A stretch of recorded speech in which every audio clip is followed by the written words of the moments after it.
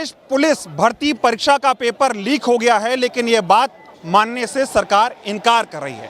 सरकार कह रही है, बोर्ड कह रहा है कि पेपर अगर लीक हुआ है तो इसका जो है साक्ष्य दीजिए, प्रमाण दीजिए कि पेपर लीक कैसे हुआ है।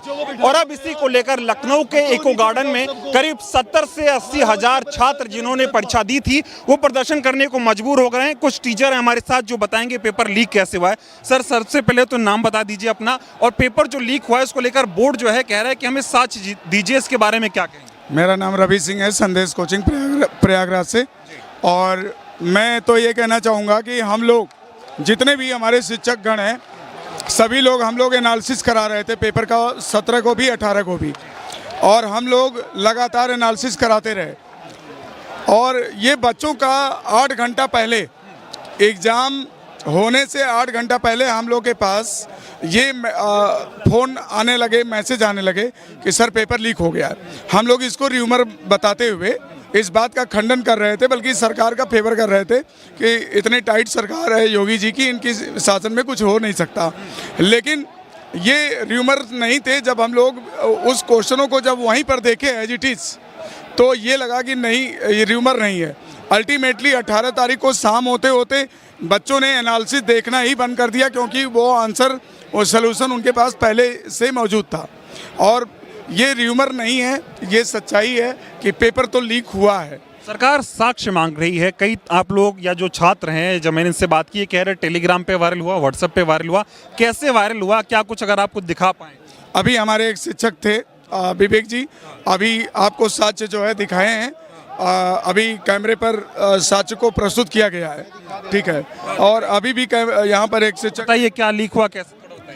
मैं कुशीनगर से हूँ, और ये पेपर जो सेकंड शिफ्ट का 18 तारीख को जो सेकंड मीटिंग में पेपर थी 3 बजे से, उस पेपर का जो पीडीएफ था, पूरा पेपर का जो पीडीएफ था, वो सवेरे 9 बजे ही सभी के टेलीग्राम ग्रुप में आ चुका था, जिसका पूरा साक्ष्य है आपके सामने।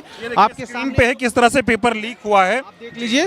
पूरा जो स्क्रीन पे है, जो जैसा पेपर था सेम हूबहू वैसा ही हाथ से लिखा हुआ ये पेपर 9 बजे सुबह टेलीग्राम ग्रुप में आ चुका था।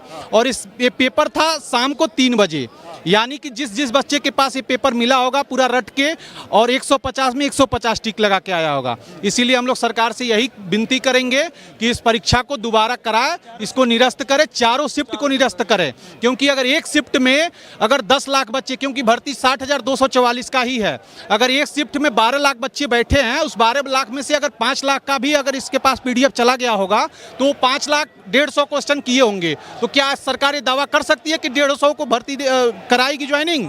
नहीं। ये भी कह रहे हैं कि हो सकता है जो एजेंसी जिसने पेपर छापा है उसने भी लीक। बिल्कुल, जो ये हैंड रेटिंग है, जैसा हूबहू पेपर में ऑप्शन आते हैं वैसे ही ये हाथ से लिखा हुआ ऑप्शन है, और ये हूबहू एकदम है। तो यानी कि बिल्कुल जो वहाँ के टाइपिस्ट हैं या फिर जहाँ पेपर छपी हुई है वही इसको वायरल किए हुए हैं। अब आगे क्या होगा? आप करीब 70 से 80 हजार बच्चे यहाँ पर बैठे हुए हैं, ये संख्या बढ़ेगी, प्रदर्शन आगे किस मोड़ में रंग लेगा, क्या कहेंगे? बिल्कुल बिल्कुल, यहाँ पे एक भी बच्चा यहाँ से जाने वाला नहीं है जब तक प्रशासन की तरफ से पूर्ण रूप से न कहा जाए कि परीक्षा को रद्द कर दिया जाए।